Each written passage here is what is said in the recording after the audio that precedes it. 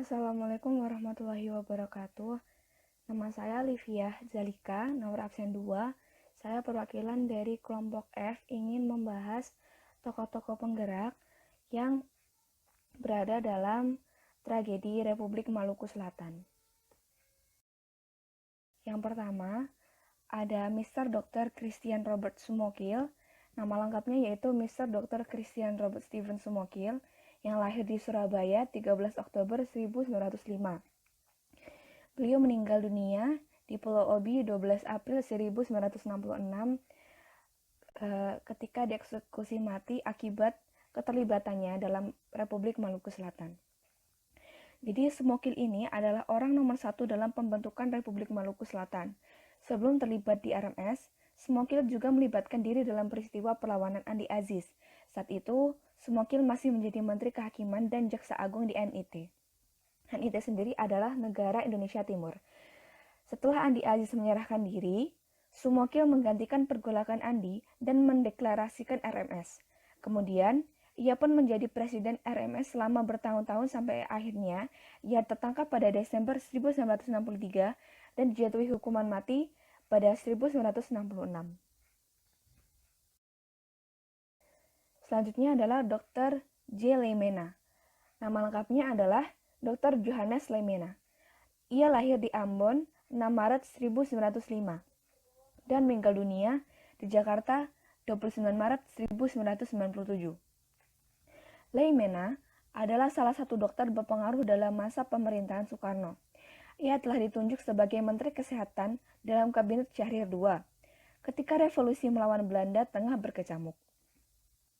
Kepercayaan Soekarno terhadapnya telah membawa Leimena menghadiri berbagai acara diplomasi.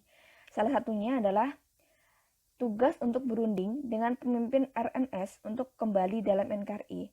Tapi penundingannya dengan para pemimpin RMS itu tidak membuahkan hasil, sehingga ia kembali ke Indonesia dan akhirnya pemerintah menunjuk seseorang untuk memimpin sebuah ekspedisi militer ke RMS untuk meredakan pergolakan di sana. Selanjutnya adalah Kolonel A.E. Kaliwarang. Nama lengkapnya adalah Kolonel Infanteri Telah Purna Alexander Everett Kawilarang. Ia lahir di Jakarta 23 Februari 1920 dan meninggal dunia pada Jakarta 6 Juni 2000. Kawilarang merupakan salah satu prajurit mantan KNIL yang memutuskan untuk bergabung dengan TKR setelah KNIL dibubarkan.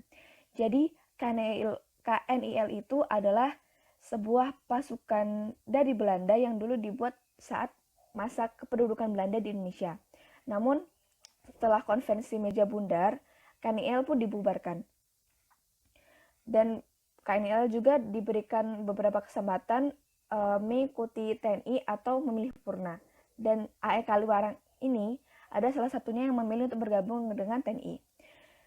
Selanjutnya, jiwa militer yang kental dalam darahnya telah membawa Kawilarang semakin sukses dalam meniti karir.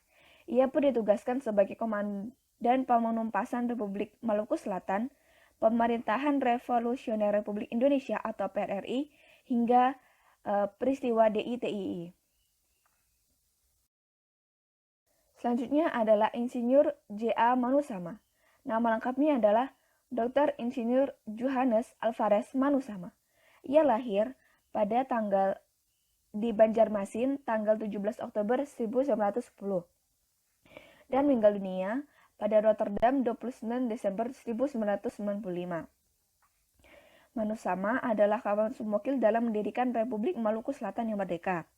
Selepas kegagalan mempertahankan RMS di Ambon, ia membawa RMS pindah ke Belanda.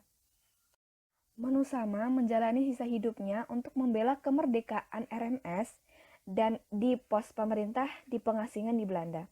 Jadi setelah RMS ditaklukkan di Ambon saat itu, si Manusama ini membawa sebagian pemerintahan RMS ke Belanda dan memperjuangkan kemerdekaan RMS di Belanda. Jadi perjuangan RMS itu walaupun telah berada di Indonesia, berlanjut lagi di Belanda.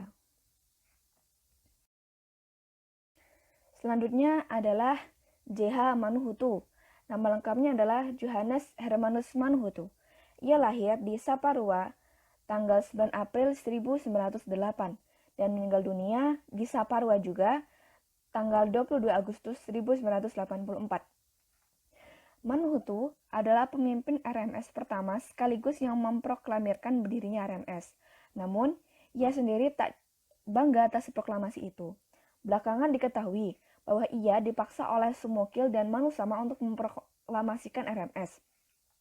Ia diberikan ancaman pembunuhan oleh KNIL jika tidak memproklamasikan RMS. Atas pengakuannya itu, ia hanya dipenjara selama 5 tahun.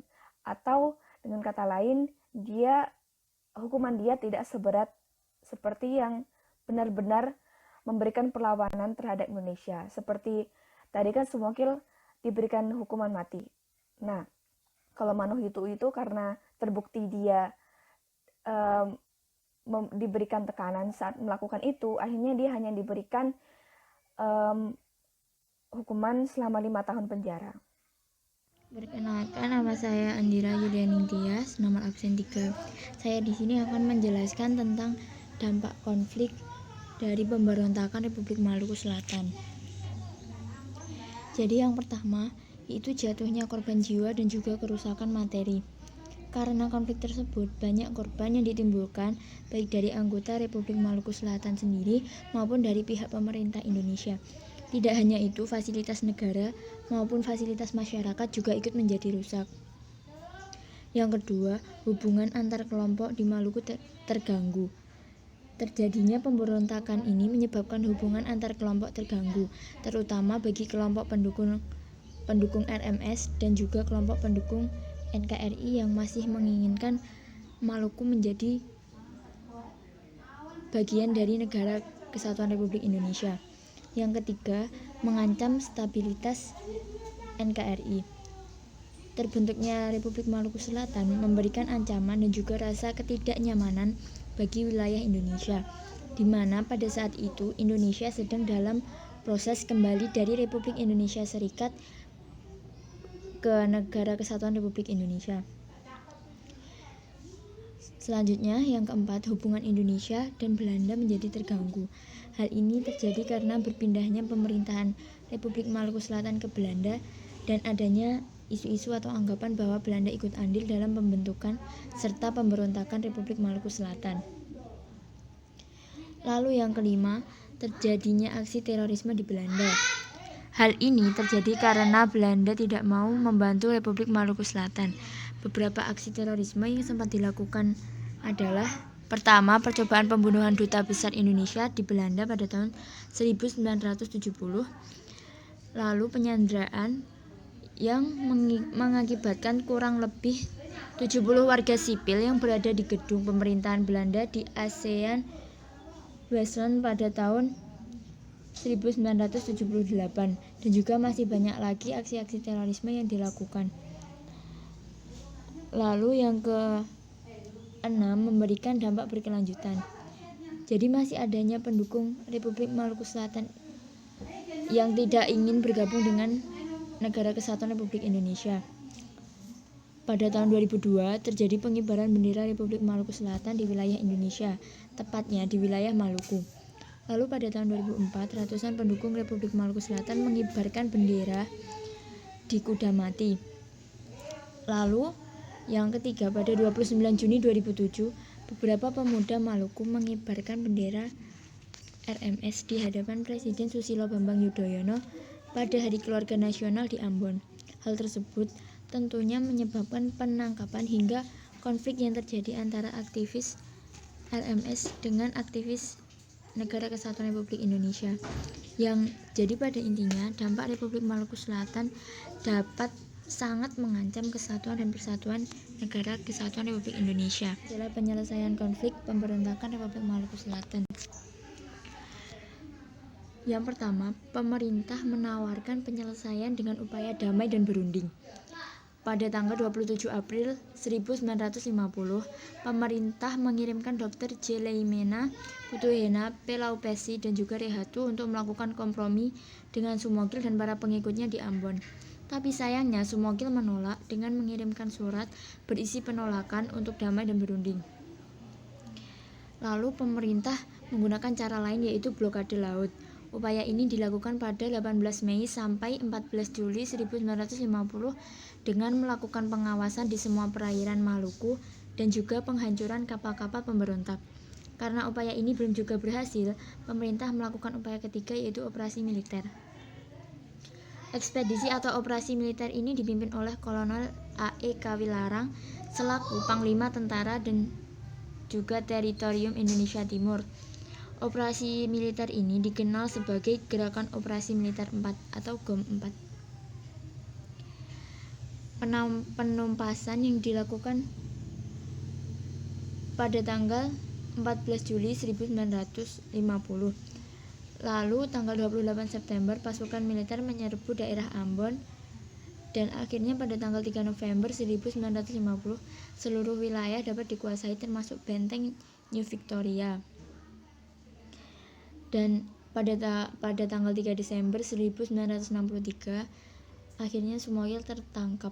Selanjutnya pada 24 April 1964 Sumokil dijatuhi hukuman mati oleh Mahkamah Militer Angkatan Darat dan Sumokil pun dieksekusi oleh peleton tembak pada tanggal 12 April 1966 di Pulau Obi, Halmahera Selatan. Saya Briandita Berliana Putri Wardani, nomor absen 6, akan menjelaskan mengenai teori konflik Republik Maluku Selatan atau yang biasa disebut dengan RMS. Jadi, kasus Republik Maluku Selatan sendiri mempunyai dua teori konflik. Nah, teori konflik yang pertama yaitu bahwa Belanda adalah dalang dibalik RMS. Mengapa demikian? Karena ada beberapa hal yang menguatkan teori ini. Di antaranya, yang pertama yaitu politik kolonial Belanda sejak berabad-abad memperalat suku Ambon, terutama dalam politik militernya. Sehingga hal ini menimbulkan keadaan masyarakat yang abnormal di Ambon. Yang kedua, yaitu militer-militer KNIL atau Koninklijk Nederland Indische Leger umumnya terlalu dipisahkan dari masyarakat Indonesia dan diisi dengan pernyataan-pernyataan yang menyesatkan mengenai dasar dan tujuan pergerakan kebangsaan Indonesia. Lalu yang ketiga yaitu propaganda Belanda yang menggambarkan RI dan Jogja sebagai sumber segala keburukan karena telah terpengaruh oleh Jepang. Selanjutnya yaitu kelalaian pemimpin tentara Belanda untuk memberikan pernyataan yang sesuai dengan keadaan setelah penyerahan kedaulatan kepada anggota KNIL. Dan yang terakhir yaitu pengangkutan Sumokil dengan pesawat terbang militer Belanda ke Ambon. Selanjutnya, teori kedua yaitu pemimpin RMS Sumokil terpengaruh oleh paham federalis.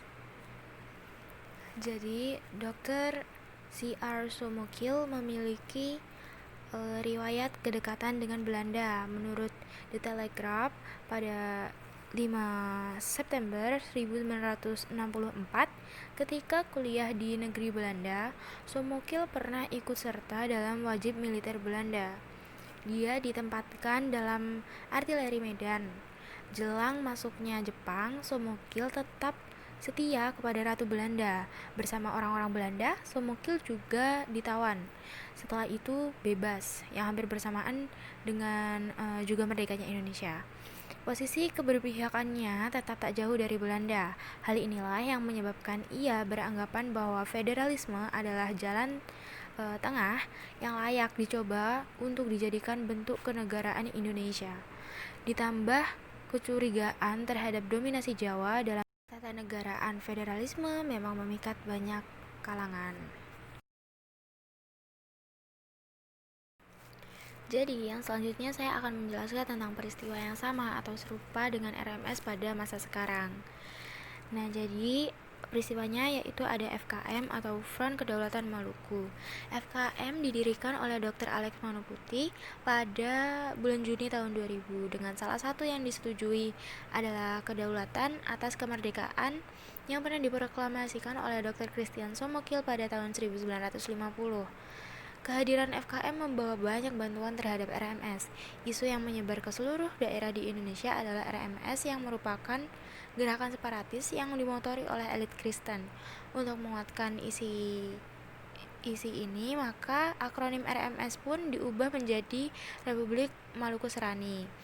Yang diisukan untuk mendirikan negara sendiri terlepas dari NKRI, muncul berbagai aksi solidaritas mengatasnamakan agama. Salah satunya adalah Laskar Jihad yang terbilang sangat reaktif dengan isu RMS. Isu RMS bertransformasi menjadi fakta komplikasi FKM, hadir mengusung ideologi memperjuangkan kedaulatan atas proklamasi yang diakui sah oleh hukum internasional. Aktivitas FKM bukan saja membuat Muslim menderita, tetapi juga umat Kristen menyebabkan konflik yang disebabkan oleh masalah ini. FKM yang menuntut adanya penyelesaian dari NKRI bagi sebagian besar orang merupakan tawaran terhadap pemerintah, sehingga pemerintah mau menyelesaikan konflik dengan sempurna dan memulangkan Laskar Jihad. Namun di pihak lain, Laskar Jihad memilih FKM adalah dalang konflik yang harus dibasmi dari Maluku. Assalamualaikum warahmatullahi wabarakatuh. Perkenalkan, nama saya Pujangga Sikta Hadi Pratama dari kelas 12/6, absen 26. Di sini saya akan menjelaskan tentang dampak konflik RMS. Langsung saja, yang pertama, jatuhnya korban jiwa dan kerusakan materi. Karena konflik tersebut banyak korban yang ditimbulkan, baik dari anggota RMS maupun dari pihak pemerintahan Indonesia. Tidak hanya itu, fasilitas negara maupun masyarakat juga menjadi rusak.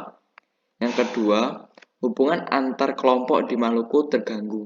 Terjadinya pemberontakan menyebabkan hubungan antara kelompok terganggu, terutama bagi kelompok pendukung RMS dan kelompok pendukung NKRI. Yang ketiga, mengancam stabilitas NKRI. Terbentuknya RMS memberikan ancaman dan juga rasa ketidaknyamanan bagi wilayah Indonesia, di mana pada saat itu Indonesia sedang dalam proses kembali dari RIS ke NKRI. Yang keempat adalah hubungan Indonesia dan Belanda terganggu. Hal ini karena berpindahnya pemerintahan RMS ke Belanda dan adanya anggapan bahwa Belanda itu ikut andil dalam pembentukan serta pemberontakan RMS. Yang selanjutnya, terjadinya aksi terorisme di Belanda. Hal ini terjadi karena Belanda tidak mau membantu RMS. Beberapa aksi terorisme yang sempat dilakukan adalah: 1. Percobaan pembunuhan Duta Besar Indonesia di Belanda pada tahun 1970. Kedua, penyanderaan kurang lebih 70 warga sipil yang berada di gedung pemerintahan Belanda di ASEAN Western pada tahun 1978. Yang selanjutnya adalah memberikan dampak berkelanjutan. Masih adanya penduduk RMS, pendukung RMS yang tidak ingin bergabung dengan NKRI. Pada tahun 2002 terjadi pengibaran bendera RMS di wilayah Indonesia, tepatnya di wilayah Maluku. Selanjutnya, tahun 2004 ratusan pendukung RMS mengibarkan bendera RMS di Kudamati. Yang selanjutnya, pada tanggal 29 Juni 2007, beberapa pemuda Maluku mengibarkan bendera RMS di hadapan Presiden Susilo Bambang Yudhoyono pada Hari Keluarga Nasional di Ambon. Hal tersebut menyebabkan penangkapan hingga konflik antara aktivis RMS dengan NKRI, yang pada intinya dampak RMS sangat mengancam kesatuan dan persatuan NKRI. Selanjutnya ada solusi dan hikmah. Pertama, ada solusi dari pemerintah. 1. Mengupayakan perdamaian dengan mengirim Yohanes Lemena untuk berunding. 2. Setelah upaya damai gagal, pemerintah melakukan tindakan militer berupa operasi Pasupati untuk memberantas RMS.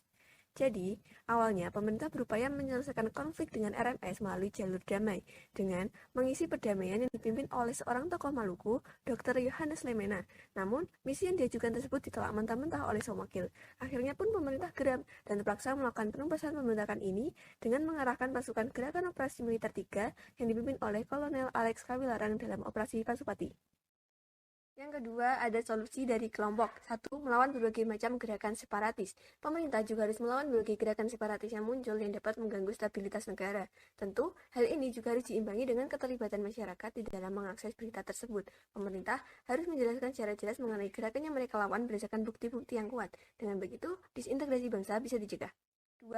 Memberikan pemahaman tentang patriotisme. Upaya pencegahan disintegrasi bangsa yang bisa dilakukan adalah masyarakat harus memiliki jiwa patriotisme atau cinta tanah air. Masyarakat harus pula berpikir bahwa kepentingan negara jauh lebih penting daripada kepentingan pribadi maupun juga kelompok. Rasa cinta tanah air, rasa persaudaraan, dan jiwa Pancasila memang harus ditanamkan oleh setiap individu. Mereka harus sadar bahwa apapun dan bagaimanapun kondisinya, Indonesia harus tetap menjadi negara yang bersatu. Istilah ini biasanya dislogankan dengan NKRI harga mati.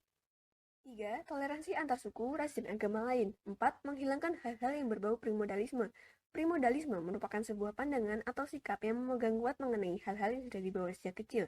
Hal-hal tersebut bisa berhubungan dengan tradisi, kepercayaan, adat istiadat, dan lain sebagainya. Semua orang harus mulai meninggalkan primodalisme sempit yang bisa memengaruhi stabilitas berbangsa dan bernegara. Selain itu, tindakan-tindakan lainnya yang berhubungan atau berpotensi menimbulkan KKN atau korupsi, kolusi, dan nepotisme juga harus ditinggalkan. Ketiga hal tersebut bisa memicu munculnya rasa ketidakpercayaan masyarakat, sehingga kemudian masyarakat berpotensi melakukan perlawanannya akhirnya mengakibatkan disintegrasi bangsa. 5. Rakyat harus punya sikap selektif dalam menerima setiap ideologi lain. Tidak bisa kita pungkiri bahwa ada pihak-pihak yang saat ini sudah berusaha untuk memecah belah bangsa. Usaha pemecah belah bangsa tersebut biasanya dilakukan dengan membawa isu-isu sensitif seperti agama. Terlebih lagi, perkembangan dunia komunikasi sudah semakin maju, di mana berita akan sangat mudah menyebar melalui media sosial. Oleh karena itu, masyarakat diminta harus lebih cerdas dan selektif dalam membaca ataupun memilih berita yang muncul atau sedang viral. Tidak semua berita yang sedang viral terbukti benar alias fakta. Masyarakat harus pandai mengecek kebenaran dari berita isu-isu tersebut yang dimunculkan dari berbagai akun media sosial. Dengan begitu, mereka tidak akan mudah termakan isu tersebut. 6. Meningkatkan rasa kepercayaan masyarakat. Upaya mencegah disintegrasi bangsa juga bisa dilakukan dengan meningkatkan kepercayaan masyarakat. Saat ini, kepercayaan masyarakat sedang menurun terhadap lembaga-lembaga yang sebelumnya dinilai masyarakat memiliki kredibilitas dan netralitas. Lalu, bagaimana cara mengatasinya? Pemerintah harus benar-benar mampu membangun kepercayaan mereka dengan penjelasan berbagai bukti yang sudah dilakukan. Yang ketiga, solusi dari dunia internasional. Hukum internasional tidak menghukum adanya pemberontakan. Gerakan separatis dalam satu negara merupakan urusan internal suatu negara yang bersangkutan. Jadi, hukum internasional melarang negara lain untuk tidak melakukan invasi tanpa adanya persetujuan dari negara tersebut. Negara lain berkewajiban menghormati kedaulatan negara yang bersangkutan, termasuk menghormati hak negara tersebut menerapkan hukum nasionalnya terhadap peristiwa pemberontakan tersebut. Kemudian hikmahnya. 1. Kedepannya bangsa Indonesia menjadi lebih siap dalam mengatasi atau menghadapi segala konflik yang akan terjadi di masa mendatang agar peristiwa-peristiwa tersebut tidak terulang kembali. 2. Menumbuhkan sikap cinta tanah air dan menghargai seluruh perbedaan dalam naungan negara dengan mengedepankan sikap toleransi. 3. Sebagai warga Indonesia sebaiknya mempercayai kepemerintahan dan tidak memaksakan kehendak untuk kepentingan pribadi. 4. Mempererat persatuan dan kesatuan. 5. Bermusyawarah dalam menyelesaikan suatu masalah serta tidak mengambil tindakan sendiri dan dilakukan berdasarkan hukum dan aturan yang ada. 6. Menyaring segala informasi yang berdampak negatif dan segera mengatasi suatu masalah yang mulai bermunculan sebelum membesar.